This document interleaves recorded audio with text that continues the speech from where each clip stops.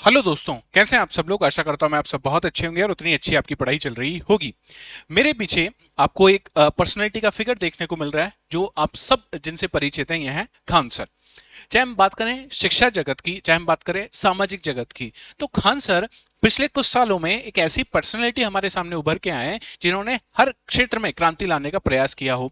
जैसे अगर हम बात करें शिक्षा के बारे में, कोचिंग जगत के बारे में, तो आप पाओगे कि खान सर ने बहुत ही कम दामों में सभी बच्चों तक ये जो कोचिंग एजुकेशन है प्रोवाइड कराने का काम किया, चाहे ऑफलाइन की हम बात करें चाहे ऑनलाइन दृष्टि से हम बात करें। इसके बाद बहुत सारे सामाजिक कार्यक्रमों में आप खान सर को देख सकते हैं। साथ ही साथ अभी हाल ही में आपने एक खबर भी सुनी होगी, खान सर क्या बनवा रहे हैं, अपना हॉस्पिटल बनवा रहे हैं जिसमें डायलिसिस जो बहुत ही महंगा होता है बाकी सारे हॉस्पिटल्स में, खान सर का प्रयास है कि जो डायलिसिस जैसी प्रक्रिया इनको बहुत ही सस्ते दामों में सब लोगों तक, आम आदमी तक मुहैया कराया जा सके। तो खान सर जब इतनी फेमस पर्सनैलिटी है तो कोई भी स्टेटमेंट जब देते हैं या इनकी कोई भी चीज वायरल होती है तो पूरे देश को क्या करती है, एक सोचने का, एक समझने का एक अलग नजरिया दे देती है। खान सर के बारे में अपने ऑपरेशन सिंदूर में खान सर ने बहुत सारी चीजें हमें बताई जिसमें आपने एक अलग पर्सपेक्टिव से चीजों को देखा होगा। इसी तरीके से अभी खान सर ने यह कहा कि अगर भारत और अमेरिका के बीच में संबंध बिगड़ते हैं, जिस तरीके से अभी टैरिफ वॉर को लेकर टसल चल रही है, डोनाल्ड ट्रंप अपनी ईगो पे चीजें ले रहे हैं, अगर ये संबंध और ज्यादा बिगड़ जाते हैं तो क्या इस चीज से भारत का जो पूरा डिजिटल इंफ्रास्ट्रक्चर है वो तहस नहस हो जाएगा। खान सर ने कहा कि अगर अमेरिका चाहे तो गूगल जैसी कंपनियों का सहारा लेके, सोशल मीडिया की जो कंपनीज है उनका सहारा लेके, मेटा का सहारा लेके क्या कर सकता है, भारत को घुटनों पे ला सकता है। जिससे क्या होगा, भारत का जो डिजिटल इकोसिस्टम है, डिजिटल इंफ्रास्ट्रक्चर है, जिसमें प्रमुख रूप से सर ने बात की यूपीआई के बारे में, जो हम लोग दैनिक जीवन में लेन देन करते हैं मोबाइल फोन से, उसकी जब बात करी तो ये कहा कि वो सर्विसेज भी क्या हो जाएगी, बंद हो जाएंगी। क्यों? क्योंकि मोबाइल फोन में जो एंड्रॉयड है, ये हम बात करें, जो भी हमारे पास मोबाइल फोन है, चाहे हम बात करें एंड्रॉइड की जिसमें गूगल आपको प्रमुख रूप से देखने को मिलेगा, आईओएस की बात करें एप्पल की, तो इसमें जो कंपनीज है वो मेजरली कहाँ की सारी आपको देखने को मिलती है, यूएस की देखने को मिलती है। तो खान सर का दावा ये है कि क्या गूगल भारत को घुटनों पे ला सकता है। हम दोनों चीजों को देखने का प्रयास करेंगे कि क्या गूगल भारत को घुटने पे ला सकता है या भारत अगर चाहे तो गूगल को घुटनों पे ला सकता है या नहीं ला सकता। तो चलिए खान सर के दावे के बारे में हम लोग समझते हैं। और मैं यहां पे डिस्क्लेमर आपको दे दूं कि सर ने जो भी कहा है उस बात के पीछे का अर्थ जाने बिना बहुत सारे लोगों ने बहुत सारी चीजें कही, लेकिन एक बात हमें समझनी होगी कि आजादी के करीब 78 साल बाद भी हम लोग जितना डिजिटल इंफ्रास्ट्रक्चर बाकी आप अपने आस पड़ोस देखोगे, चाहे हम बात करें चाइना की, बात करें जापान की, बात करें कोरिया की, हम आगे चले जाएं तो यूएस की हम बात करें, यूरोप की हम बात करें, तो उनके मुकाबले भारत आपको उन लिस्ट में देखने को नहीं मिलेगा। कैसे? हम बात करते हैं सर्च इंजन की, तो सर्च इंजन में आप देखोगे कि भारत का कोई महत्वपूर्ण सर्च इंजन आपको देखने को नहीं मिलेगा। चाहे हम बात करें किसी सोशल मीडिया एप्लीकेशन की, चाहे वो फेसबुक हो, इंस्टाग्राम हो, टेलीग्राम हो, या इसके अलावा स्नैपचैट की हम बात करें, और जो भी हो सकता है, टिकटॉक की हम बात करें, तो इसमें भी आपको भारत की कोई भी एप्लीकेशन महत्वपूर्ण भूमिका निभाती हुई देखने को नहीं मिलेगी। और आगे चलते हैं, जैसे जिस प्लेटफॉर्म से मैं और आप जुड़ रहे हैं, यूट्यूब की भी हम बात करें, ये भी एक सोशल मीडिया ही है, इसमें भी आपको भारत की कोई एप्लीकेशन देखने को नहीं मिलती है। लेकिन चाहे हम बात करें डिजिटल लेन देन की, जिसमें आपने पहले जब हम नाम सुनते थे तो हम सुनते थे मास्टर कार्ड के बारे में, वीजा के बारे में, आज इन सबसे ऊपर एक नाम जो पूरी दुनिया में गूंज रहा है वो है यूपीआई। यूपीआई ने कोरोना और कोरोना के बाद इस तरीके से क्रांति ला दी है कि आजकल आप भारत में पाओगे कि लोगों ने कैश रखना बंद कर दिया है। हम लोग कैशलेस इकोनॉमी की तरफ ना केवल बढ़ चुके लेकिन हमने काफी सफर भी तय कर लिया है।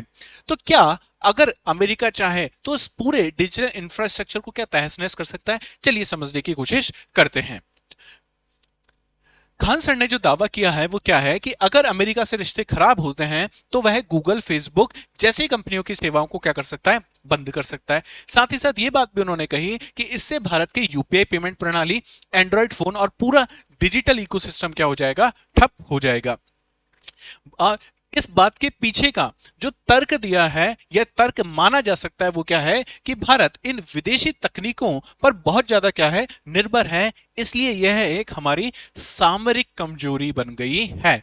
तो यहां पे ये एक वीक पॉइंट देखा जा रहा है भारत का कि अगर अमेरिका के साथ और संबंध खराब होते हैं, अगर भारत रशिया से और ज्यादा दोस्ती गहरी करता है, एससीओ समिट जो हुआ उसमें आपने वो दोस्ती देखी शी जिनपिंग की, मोदी जी की और पुतिन साहब की। इस तरीके से अगर आरआईसी जिस ट्रायंगुलर ग्रुप की हम बात करें, अगर ये ग्रुप फॉर्म होता है और अमेरिका कर चाहे, जैसे अमेरिका ने चाइना पे जब सैंक्शंस लगाए थे तो ये सब चीजें बंद कर रही थी, रशिया पे जब सैंक्शन लगाए तो वहां पे भी कुछ चीजें हुई हैं, तो क्या ऐसी चीज अमेरिका किसके साथ कर सकता है? भारत के साथ कर सकता है। और अगर भारत के साथ कर दी तो हमारा ये जो पेमेंट प्रणाली है इसके साथ क्या होगा?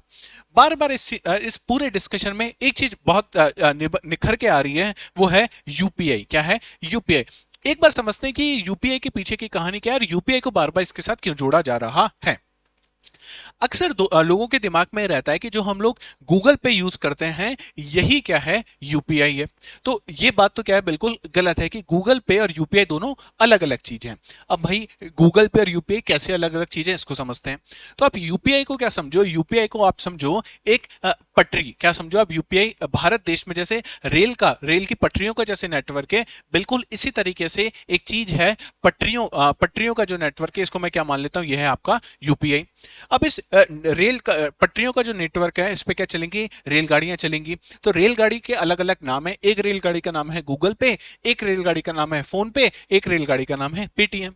तो अगर कोई ऐसी सिचुएशन बनती है कि गूगल पे क्या हो जाता है? भारत से बंद हो जाता है, या गूगल ने क्या किया कि गूगल पे की जो सर्विसेज है अब मैं भारत में आगे उसको और नहीं कंटिन्यू करूंगा, तो क्या होगा कि उस पटरियों पे से एक रेलगाड़ी हट जाएगी जिसका नाम है गूगल पे। तो क्या उन पटरियों पे और अब रेलगाड़ी नहीं चल सकती? तो आपको कि साहब एक रेलगाड़ी अगर हट गई तो और रेलगाड़ी तो आसानी से चल सकती है। इसका मतलब अगर गूगल पे हट गया तो हमारे पास और भी बहुत सारे ऑप्शन है यूपीआई के। हर एक बैंक में आप अपने एप्लीकेशन में आप देखोगे वो यूपीआई स्कैन जो स्कैनर होता है स्कैन करने के लिए आपको ऑप्शन देता है।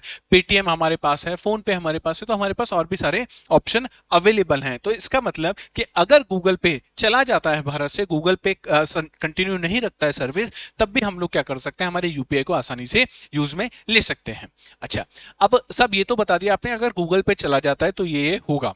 अब ये बताओ कि यूपीआई का मालिक कौन है भाई? क्या यूपीआई को भारत की कंपनियां या भारत सरकार इसको ओन करती है, या इसका मालिक भी कहीं बाहर विदेश में अमेरिका की कंपनी का कोई सीईओ है? तो इसको भी समझ लेते हैं। यूपीआई का पूरा सिस्टम भारत की एक गैर लाभकारी कंपनी जिसका नाम है NPCI, national payment corporation of India, द्वारा संचालित किया जाता है।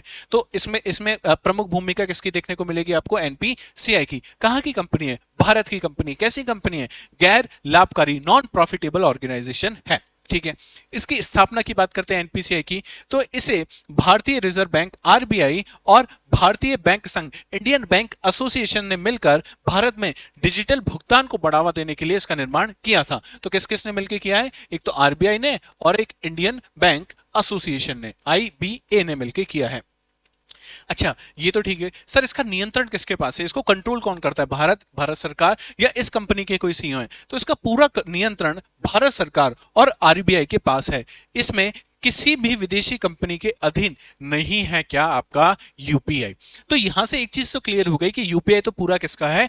भारत का है। अगर कोई भी कंपनी आती है या चली जाती है, हम कहें कि साहब कोई चाइना की कंपनी आ गई, हुवाई की कोई कंपनी यहाँ पे आके क्या करने लग गई, हुवाई जैसी कंपनी ने भारत में एंट्री ली क्योंकि अब रिश्ते अच्छे मजबूत हो रहे हैं, और उससे क्या हो रहा है कि यूपीआई का जो शेयर है वो किसके पास चले जाएंगे? हुवाई के पास चले जाएंगे। तो ऐसा कुछ नहीं होगा, चाहे गूगल है, चाहे हुवाई है, चाहे और कोई तीसरी कंपनी आ जाए, जो यूपीआई है वो पूरा कहां पे रहेगा? किसका रहेगा? भारतीयों का रहेगा। ये बात हमारी क्लियर हो गई, ये बात हमारी समझ में आ गई।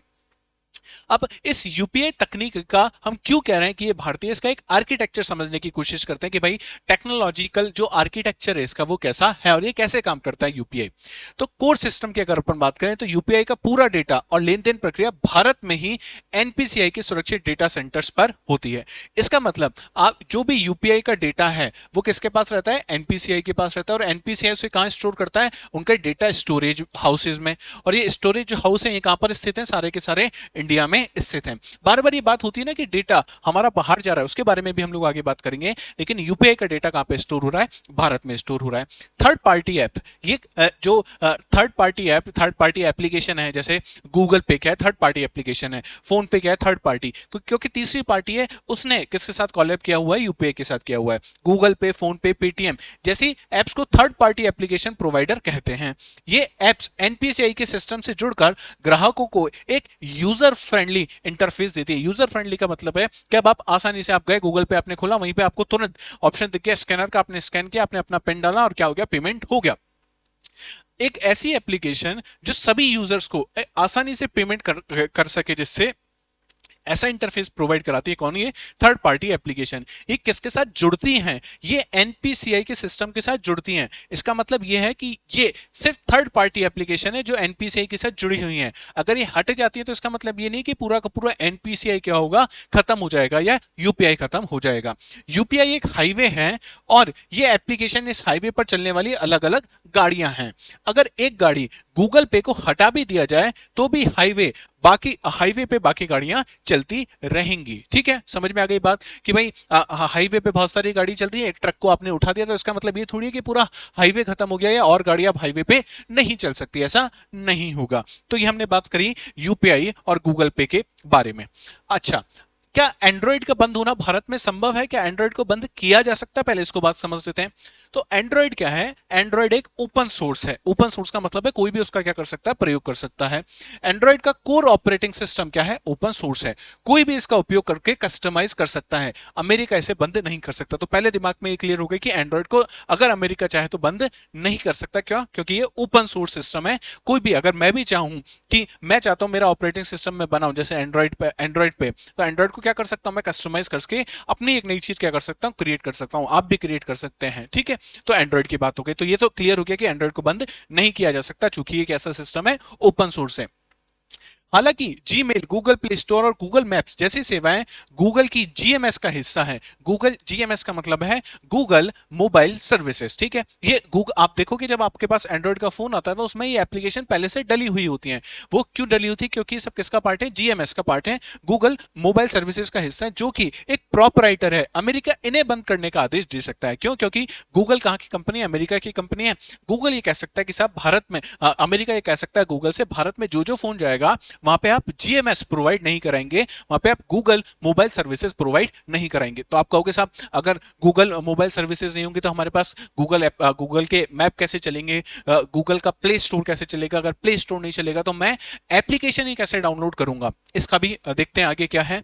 अगर जीएमएस बंद हो जाती है तो नए फोन में गूगल प्ले स्टोर नहीं आएगा और पुराने फोन में ये एप्स काम करना बंद कर सकती हैं। अगर गूगल चाहे तो हमारे जितने भी फोन है गूगल के, उसमें गूगल के जितने भी एप्स हैं वो काम करना क्या कर देंगे? बंद कर देंगे। गूगल प्ले स्टोर काम करना बंद कर देगा। ठीक है, तो इस पे, इन सब चीज, ये जो गूगल के एप्लीकेशन है, इस पे तो क्या लगाया जा सकता है? इनको जेल के पीछे भेजा जा सकता है भारत से। क्या भारत में नहीं आओगे? लेकिन एंड्रॉइड तो कैसा है? ओपन सोर्स है। इसको तो हम क्या कर सकते हैं? कस्टमाइज कर सकते हैं। तो अब नया सवाल यह है, क्या अगर जीएमएस बंद हो गया तो गूगल प्ले स्टोर बंद हो जाएगा, और गूगल प्ले स्टोर बंद हो गया तो अब एप्स को कैसे डाउनलोड करा जाएगा? हाँ, ये बात बिल्कुल सही है। गूगल प्ले स्टोर पे आपको बहुत सारी ऐप देखने को मिलती है और वहां पे बहुत आसान सा इंफ्रास्ट्रक्चर है, यूजर फ्रेंडली इंटरफेस है, जिसको हम सब लोग प्रयोग करना जानते हैं। लेकिन क्या दुनिया में केवल गूगल प्ले स्टोर एक ऐसी जगह है जहां से एप्लीकेशन डाउनलोड की जा सकती है? क्या और ऐसी कोई जगह नहीं है? इसको समझने का प्रयास कर लेते हैं। गूगल प्ले स्टोर के अलावा भी ऐसे कई ऐप स्टोर मौजूद हैं। अच्छा, ये तो हमें पता ही नहीं था, देख लेते हैं। जैसे हम बात करें APK pure, application pure, up to down जैसे ऐप स्टोर से सीधे जाके एप्लीकेशन फाइल डाउनलोड की जा सकती है। इसका मतलब अगर गूगल प्ले स्टोर कभी बंद हो गया तो हमारे पास एपीके प्योर है, अप टू डाउन जैसे ऐप स्टोर है, जहां से हम डायरेक्टली जो एपीके फाइल होती है उनको डाउनलोड कर सकते हैं।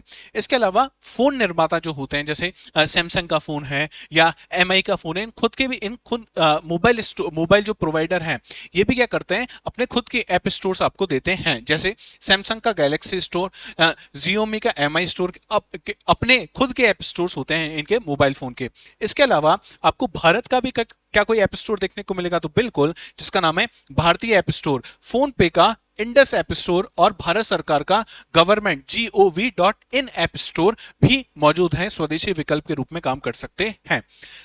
अब आपका प्रश्न ये हो सकता है, साहब अगर ये सब चीजें मौजूद हैं तो अभी हमारे फोन में क्यों नहीं है? क्यों? क्योंकि हमने कभी इन सब चीजों को देखा ही नहीं, या मैं कहूं शायद ये अभी इतने यूजर फ्रेंडली नहीं है कि हम सब लोग इसका क्या कर सके, प्रयोग कर सकें।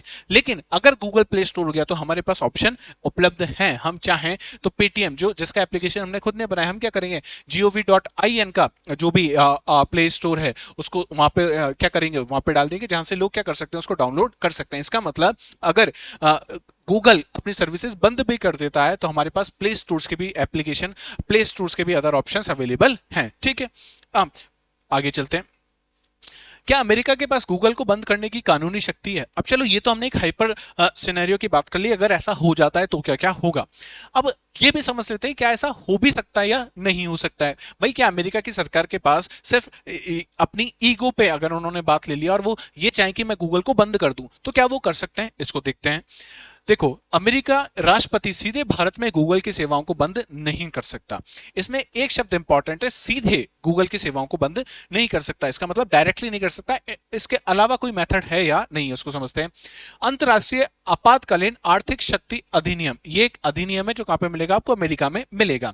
इसमें क्या होता है कि राष्ट्रपति को ऐसा करने के लिए, कैसा करने के लिए, गूगल को भारत में बंद करने के लिए अंतरराष्ट्रीय आपातकालीन आर्थिक शक्ति अधिनियम का उपयोग करना होगा, जिसके लिए उन्हें राष्ट्रपति सुरक्षा के लिए असाधारण खतरा घोषित करना होगा। उन्होंने ये कहना होगा कि ये चीज राष्ट्रपति की राष्ट्रीय सुरक्षा के लिए, नेशन सिक्योरिटी के लिए एक बहुत बड़ा चैलेंज है अगर हम भारत में गूगल की सर्विस प्रोवाइड करा रहे हैं। वो अमेरिका की जो आंतरिक सुरक्षा है, राष्ट्रीय सुरक्षा है, उसके लिए क्या है, खतरा है। इसके लिए मैं किसका प्रयोग कर रहा हूं? इसके लिए मैं प्रयोग कर रहा हूं IEEPA का। इसके तहत अमेरिका राष्ट्रपति क्या कर सकता है, उसको ये कानूनी शक्ति है, वो गूगल को क्या कर सकता है, बंद कर सकता है।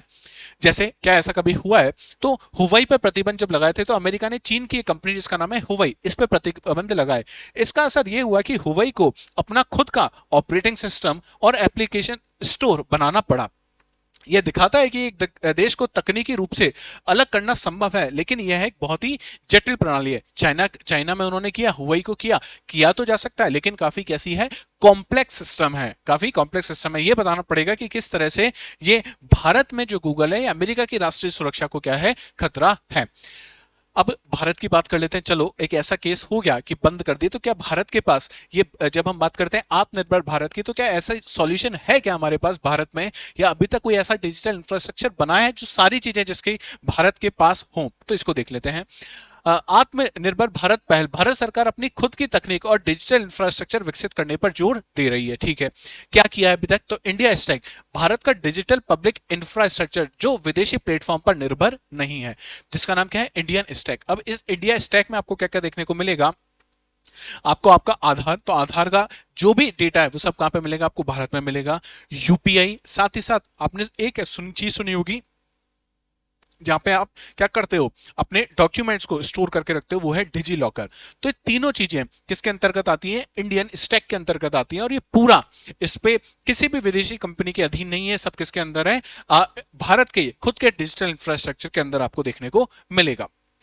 अच्छा, अभी हम बात कर रहे थे डेटा की, कि भारत का डेटा बाहर स्टोर होता है।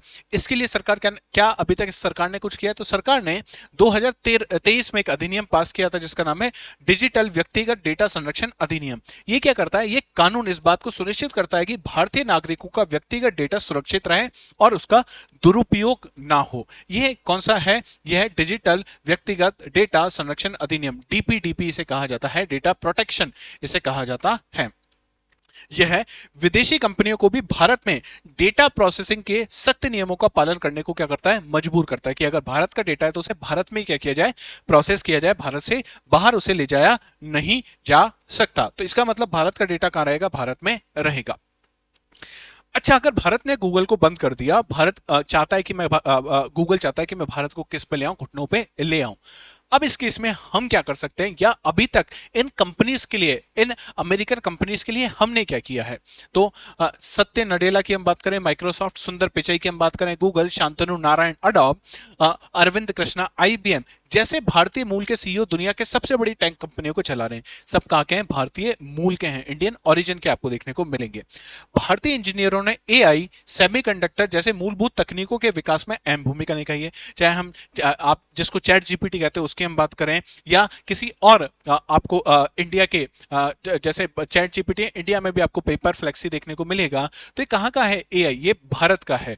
क्या भारत में इस तरीके के इंजीनियर, तो आप कहोगे साहब भारत के इंजीनियरों ने तो ये अमेरिकन कंपनी संभाली हुई है, तो हमारे पास भारतीय प्रोफेशन की, इंडियन प्रोफेशनल्स की तो कोई कमी नहीं है। अमेरिका की कई बड़ी टेक कंपनियों के ग्लोबल डिलीवरी सेंटर और रिसर्च टीम भारत में है, जहां लाखों भारतीय काम करें। चाहे गूगल की हम बात करें, गूगल का ऑफिस आपको भारत में देखने को मिलेगा। आप अडोब की बात करें, आप माइक्रोसॉफ्ट की आप बात करें, सब जगह में आपको क्या देखने को मिलेंगे? भारतीय देखने को मिलेंगे। कुछ कंपनीज तो ऐसी हैं जहां पे 30% के आसपास आपको क्या देखने को मिलेंगे? भारतीय देखने को मिलेंगे। तो इससे इस बात का अंदाजा लगाया जा सकता है कि जो प्रोफेशंस हैं, जो इंजीनियरिंग प्रोफेशनल्स हैं, अमेरिकन जियांट जो बड़ी बड़ी कंपनीज हैं, उसमें सब आपको कौन देखने को मिलेंगे? भारतीय देखने को मिलेंगे। तो अगर ऐसा कोई कदम उठता है तो हम लोग भी क्या कर सकते हैं? इन सब कंपनीज को अपने घुटनों पे ला सकते हैं। भारत के बिना अमेरिकन कंपनियों को क्या नुकसान होगा, अब इसको भी समझ लेते हैं। भारत अमेरिकन टेक कंपनियों के लिए दुनिया का सबसे बड़ा और सबसे तेजी से बढ़ते बाजारों में से एक है, जहां से अमेरिकन कंपनीज जो हैं ये 15 से 20 डॉलर बिलियन का मुनाफा कमाती हैं, राजस्व कमाती हैं। भारत में गूगल के 1.4 बिलियन से अधिक मासिक उपयोगकर्ता हैं, मेटा के भी करोड़ों उपयोगकर्ता हैं, और इस बाजार को खोने से उन्हें क्या होगा? भारी नुकसान होगा। सीधा सीधा ये 15 से 20 बिलियन डॉलर का तो नुकसान हो गई, इसके अलावा भी जो जितनी भी कंपनीज हैं उनको भी भारी नुकसान होगा। जो इतने बड़े बड़े डेटा सेंटर्स इन्होंने खोले हुए हैं वो सब क्या हो जाएंगे? खराब हो जाएंगे, जब उनमें भारत का डेटा ही नहीं होगा। तो ये बात हमें समझनी पड़ेगी। हमारी जो पॉपुलेशन है, कभी कभी आप देखोगे ये हमारी शक्ति का भी रूप में कार्य करती है। आप पाओगे कि इतना बड़ा मार्केट है कि कोई भी कंपनी भारत के मार्केट को खोना नहीं चाहती। क्यों? क्योंकि भारत से सबसे ज्यादा प्रॉफिट कमाया जाता है। हमारी डिजिटल दुनिया विदेशी तकनीकों पर बहुत ज्यादा आधारित है, बिल्कुल सही बात है। इसमें इसको कहने में कोई संकोच नहीं होना चाहिए। क्यों? क्योंकि बिल्कुल सत्य बात है, बिल्कुल तथ्यों पर आधारित बात है। यूपीआई और इंडिया स्टैक जैसी स्वदेशी इंफ्रास्ट्रक्चर हमें किसी भी चुनौती से निपटने के लिए भी तैयार करती हैं। हाँ, हमने यूपीआई बनाया है, हाँ हमने इंडिया स्टैक्स बना रखे हैं, और ये सब क्या कर सकते हैं? अगर कुछ भी ऐसा होता है तो ये सब बैलेंस कर लेंगे। ऐसा नहीं होगा कि भारत में हाहाकार मच जाएगा, भारत में लोग भूखे मर जाएंगे, ऐसा नहीं होने वाला। भारत को अपनी खुद की तकनीक और डिजिटल उत्पादों को विकसित करते रहना चाहिए, ताकि यह तकनीक दुनिया में एक आत्मनिर्भर और अग्रणी राष्ट्र के रूप में भारत को पहचान दिलवा सके। तो ये बात भी गलत नहीं कि हमको हमारी टेक्नोलॉजी पे और काम करने की जरूरत है, ताकि ये जो बार बार धमकियां मिल जाती हैं हमें, इन धमकियों से जो हम लोग परेशान हो जाते हैं, ये परेशानी हमारे सामने नहीं आए। ठीक है। अब एक देश जिससे हम बहुत कुछ सीख सकते हैं वो है चाइना, और चाइना की कंपनी आपने सुना होगा, हुवाई।